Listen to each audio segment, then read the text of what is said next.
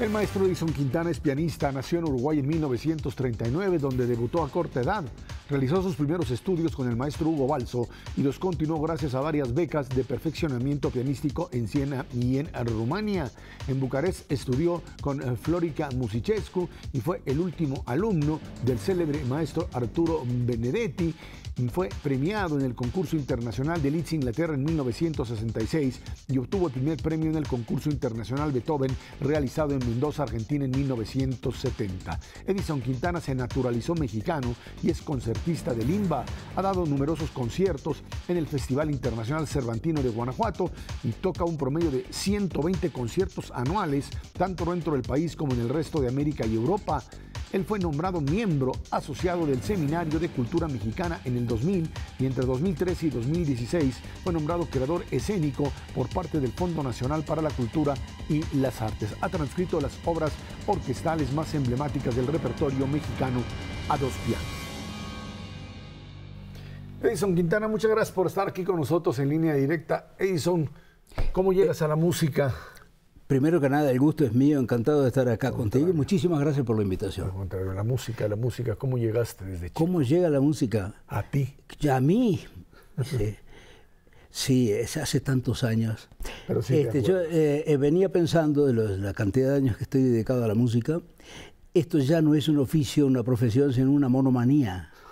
Digamos que tú sabes que los pianistas empezamos, todos los instrumentistas, que quieren dedicarse, empezamos muy pronto, muy temprano.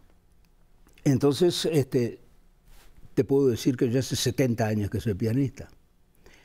Tú me dirás, dice, ojalá hayas aprendido. Pero la verdad... Yo sé que aprendiste muy bien. La verdad es que sí, nos toma mucho tiempo, es una carrera muy larga y las satisfacciones son muchas y las insatisfacciones muchísimas más. Es un don esta idea de tocar el piano. Todos ponen a los niños a aprender a tocar el piano. No es para todos, ¿verdad? Sabes, Erra, que yo parafrasearía una frase, una cosa que dijo el maestro Casals, que el 98% es transpiración. Y el 2% es el talento, si es que lo tienes. Lo que yo creo que uno nace con una cierta intuición. Y el peligro que es la intuición domine todo. Que no la controlemos. Que busquemos la forma de encauzarla a llegar a un determinado fin. Y saber qué meta debemos alcanzar. Y eso depende del maestro. Y eso es lo más trágico. Porque la mala suerte que tenemos es que siempre caemos en malas manos. Eso a veces sucede, pero ¿por qué llegas a México después de haber estado en tantos lugares? ¿Por qué México? Otra gran pregunta. ¿Tú te acuerdas el año 76? Que fue terrible. Yo me fui a Alemania y no sé, algo me decía que yo debía estar en América Latina. En ese momento los únicos lugares que se podía estar en América Latina eran en Venezuela y en México. Empecé por México y acá fui recibido de la mejor manera, nada menos que por el maestro Luis Herrera de la Fuente, que estaba manejando un proyecto extraordinario, único, y desgraciadamente siguió siendo único, que fue la creación de la Filarmónica de las Américas, donde todos los músicos de América Latina eran recibidos. Y una de las cosas peores que nos pasa a todos los latinoamericanos es que vivimos de espaldas a nuestra. No sabemos nada. No sabemos nada más. Sí, por supuesto, Europa, todos, Uruguay, sabes que es una cultura francesa. Tenemos todo en nuestro corazoncito, en París o en Alemania. Pero de nuestros países no conocíamos nada. Entonces, ¿qué pasó? Lo que hizo Herrera de la Fuente fue crear una Filarmónica de las Américas con músicos latinoamericanos la mayor parte, no americanos. Duró 3 años, por supuesto, era un carísimo presupuesto que tenía él que enfrentar. Y fue una cosa que a nosotros nos dejó el recuerdo y la nostalgia de que cuando se hacen las cosas bien, puede pasar lo que pasó con esa orquesta. Pero te estoy hablando ya del año 79, que ya desapareció esa orquesta. Pero esta idea de convertir a la música y, por supuesto, dentro de esto el piano, en algo que rebase solamente a las élites. Desde mucho tiempo atrás era este tipo de música para los, digamos, niveles altos de la sociedad.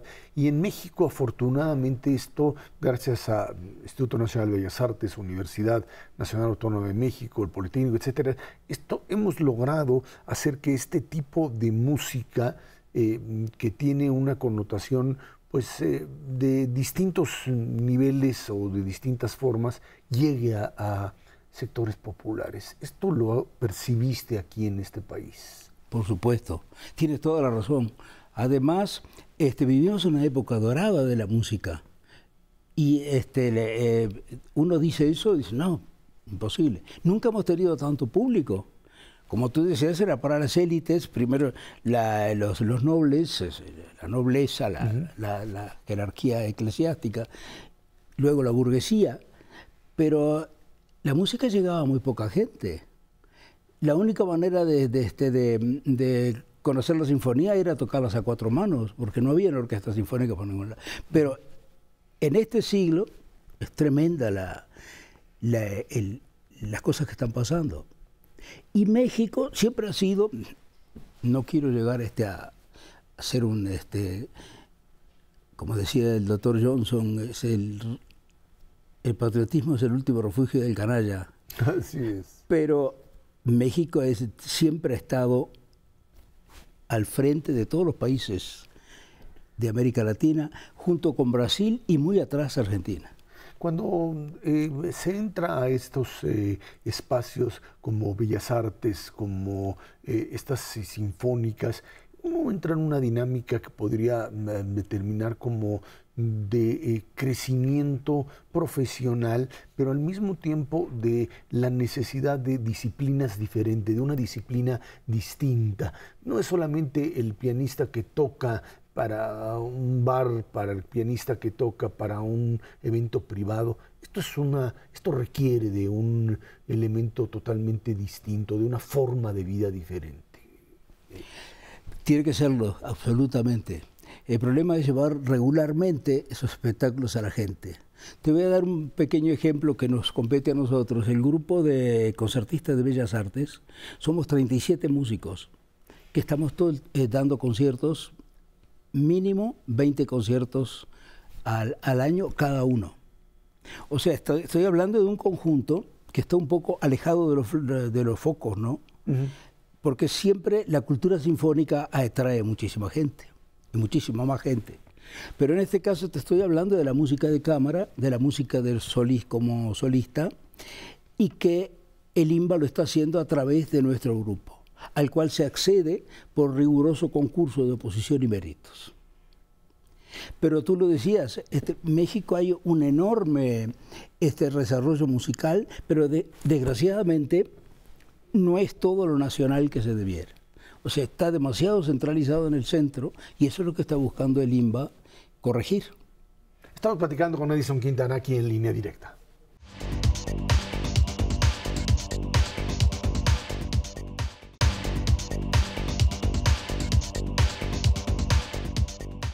Esta experiencia, Edison, de incorporar la música mexicana tradicional, folclórica, a lo que sería el espacio de sinfónicas, de filarmónicas, es algo que sucede solamente en México. Lo local, lo folclórico. El problema fundamental es que está muy dejada de lado la música de los países de los cuales hablamos, países de América Latina. Los compositores mexicanos tienen muy poca facilidad de llegar a los públicos, especialmente por culpa nuestra. El gran problema de los pianistas es que siempre tocamos lo mismo. Siempre estamos tocando Chopin, pero las mismas cosas de Chopin. Eso hace que los públicos se alejen hasta cierto punto. Pero también debemos pensar, puedo pensar lo contrario del otro lado, que en la mayor parte de México nadie ha escuchado la sonata apasionata de Beethoven. Entonces también tenemos que darle lugar a eso, pero la prioridad absoluta debería ser para los músicos que están creando en este momento, porque nosotros somos museos ambulantes. Yo, por ejemplo, la semana que viene voy a hacer un programa puramente mexicana con compositores contemporáneos vivos, como son en este caso Manuel Elías y Mario Lavista. Porque hay una cosa trágica, triste, que tengo que decirte, que el compositor cuando desaparece, desaparece su música. Ya no tiene la forma, ese compositor, de promover su música, si no tiene a alguien que lo haga. Y el pianista viene a ser como una especie de, formamos un trío con el público, con el compositor y nosotros como intermediarios. Pero el compositor no puede hacer nada si nosotros no estábamos de su parte. El pianista que pasa de este tipo de música clásica, música popular, etcétera, a lo que es música relativamente moderna, adaptaciones, jazz, etcétera. Esto también forma parte de lo que podríamos llamar esta transición en términos de el piano tradicional a convertir al piano, hablando específicamente del piano, en un instrumento que, siendo el propio piano la base, trasciende lo que era el instrumento pues original a algo que se ha adaptado a una nueva realidad. Y sí, esa adaptación que dices tú, sí, la capacidad de adaptación del piano es tremenda, porque puede acceder a todos los repertorios, a todos los grupos, y al mismo tiempo es una orquesta. Entonces nosotros podemos hacer todo. Yo acabo de transcribir el danzón número 2 de Arturo Márquez. A propósito, Arturo Márquez ahora, y no creo estar diciendo una mentira, es el compositor más tocado mexicano en todo el mundo. O sea, quizás más que el Guapango de Moncayo. Con la diferencia que el danzón de Márquez, como todos los otros danzones, él tiene 8, son con música original, pero inspirado en un ritmo. Y es impresionante la recepción que tiene esa obra en todo el mundo. No sé si me desvío de la pregunta tuya. No, al contrario. Pero Piazzolla le ocurre lo mismo. He tocado en todos los públicos más diferentes. En Shanghái y Pekín hicimos con Carlos Prieto el Gran Tango de Piazzolla. Fue recibido en Shanghái y Pekín con el entusiasmo de que en el teatro de Dublín, en Irlanda, pienso ahora yo, en Argentina, en Buenos Aires, no lo conocían. Y fuimos amonestados por una compositora, que no voy a decir su nombre, de que cómo fuimos a tocar al Teatro Colón, música que ni siquiera era de alguien que fuera compositor. O sea que Piazzolla, para ella, no era un compositor. Y es el compositor vivo más tocado de Argentina. Perdón. El compositor contemporáneo, ya muerto en el 91, que es más tocado en el mundo. Y y en este caso todas las orquestas sinfónicas. Y lo mismo pasa con Arturo. Y esa ya es una pregunta interesante que debemos hacerlo. ¿Qué tiene esa música que le dice algo a todo el mundo y que es sincera, sale del alma del pueblo? Para los jóvenes, con esta modernización, esta música electrónica, etcétera, el tema del piano seguirá cobrando relevancia. El piano para ellos es un instrumento inexistente. Primero que es una contradicción no ambulante porque no se mueve, pero el piano ¿sabes qué piano? Dicen piano, el nombre de piano es pianoforte. O sea, tiene la revolución de que se puede tocar suave y fuerte. Ahora, eso lo puede resolver cualquier ingeniero, subiendo y bajando el volumen. Pero el piano puede abastecer solo y manifestarse solo y producir música sin ningún tipo de micrófono, sin ningún tipo de nada. Y sin pianista. Sí, eso es otra de las cosas. Pero, ¿cuál va a ser el futuro? Claro. Pero hasta ahora no he pensado en eso, porque no sé si voy a formar parte de ese Seguramente seguirás tocando el piano. Yo tengo un piano que se llama Disclavier, uno de los de Yamaha, extraordinario, toca solo. Tú, bueno, puedes ponerle un disco y tocar solo, o tú grabar y tocar. O sea que puedes hasta no asistir a tu concierto. Eso sería lamentable, verdaderamente. Pero la música yo creo que fue asesinada por Chuck Berry. ¿Tú te acuerdas de Chuck Berry? A partir del rock todo fue diferente. Todo fue diferente. No solo para nosotros, para el jazz. O sea, el jazz desapareció en el sentido de que Thelonious Monk dijo cuando el éxito de los Beatles, ¿y yo qué hago acá? Y dejó de tocar, se desapareció, después volvió. Pero el gran problema es ese, que la gente está acostumbrada a escuchar el sonido amplificado, no el sonido natural. Un taxista una vez le dijo a una cantante amiga mía, que conversaba con ella y le dijo, usted es de las que canta tan feo. O sea, la voz natural para él era fea, claro, porque no salía por un micrófono. Claro, ese es el problema del cambio en la cultura. Estamos platicando con Edison Quintana aquí en Línea Directa.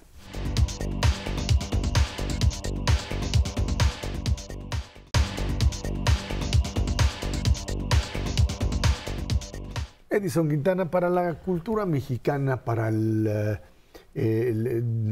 desarrollo de lo que podríamos llamar esta creación cultural que el Instituto Nacional de Bellas Artes lleva a cabo, se requiere, por supuesto, generaciones de niños y de jóvenes que se incorporen. ¿Qué mensaje darías? O sea, ¿cómo seguir formando en esto que hemos platicado, modernización, música electrónica, etcétera? ¿Cómo seguir creando esto que finalmente hay que adaptarlo, por supuesto, a la realidad, pero hay que seguirlo manejando como parte de esta resistencia a lo que tenemos necesariamente, creo yo, que seguir impulsando, que es música de calidad?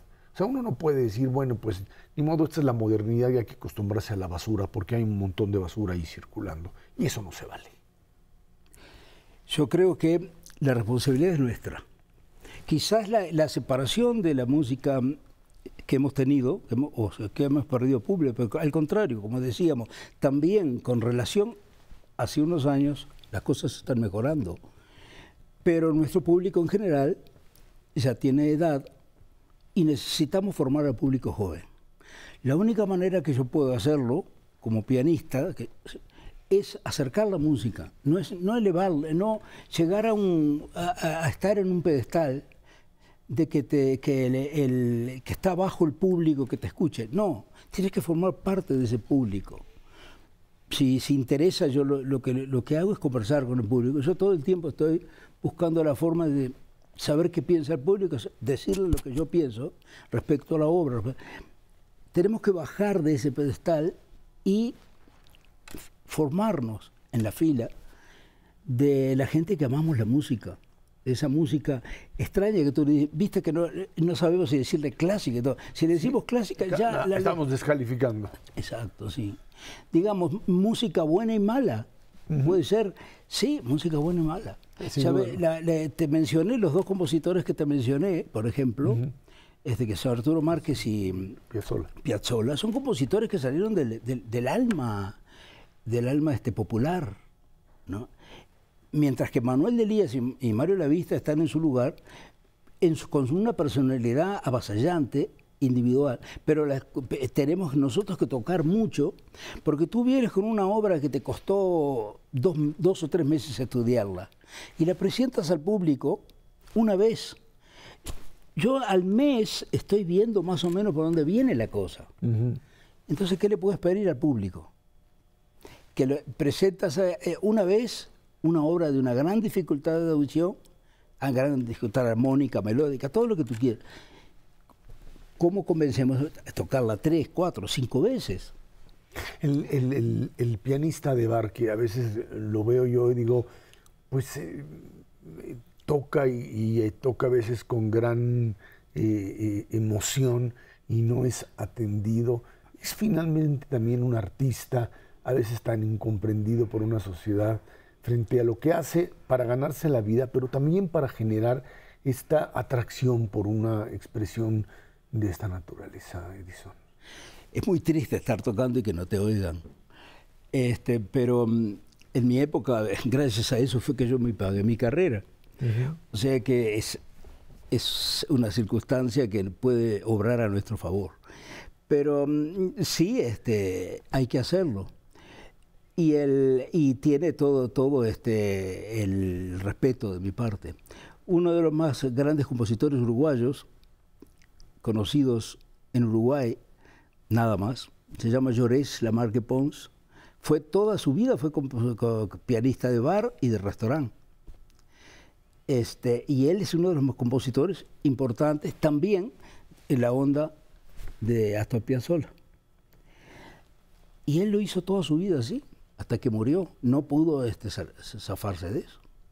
Bebo Valdés también. Bebo Valdés tocó 40 años en Suecia, un cubano muriéndose de frío, tocando en bar. Es uno de los grandes compositores cubanos.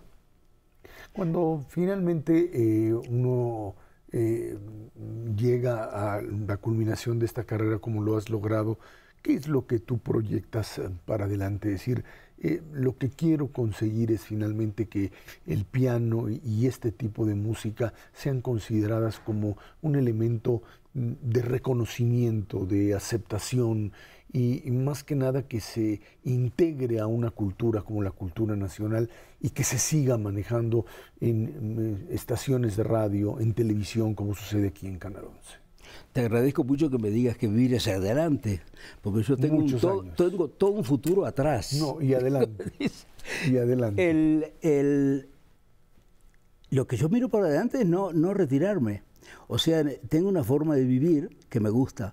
Y dicen que el que trabaja en algo que le gusta no trabaja un solo día de su vida. Así es. Aunque los jóvenes no piensen lo mismo, porque están esperando que uno se retire de alguna manera, a la fuerza o por las buenas.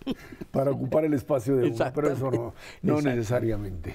Exactamente. Hay atrás una generación de pianistas que tú ves en México que tiene capacidad de generar esta continuidad. Sí, por supuesto. Y ahora traigo a colación de nuevo el grupo de concertistas. Están ahora entrando jóvenes de 20, 30, 40 años. Están entrando y ocupando los puestos de las personas que se han jubilado o han fallecido. Y el grupo se va renovando con gente joven, como dices tú, que viene ahora a tomar su puesto que está ocupado por nosotros, la generación más mayor. Y que tiene que continuar sin duda alguna porque pues, representa una guía, no se puede empezar de cero como si nada hubiese estado atrás. Edison, aunque digas que la retirada y el pasado, estamos en el presente y Edison Quintana es parte del mismo. Te agradezco enormemente que hayas estado aquí con nosotros, Edison. El gusto ha sido mío, Te felicito como siempre por tu labor. Muchísimas gracias. Fue Edison Quintana aquí en Línea Directa.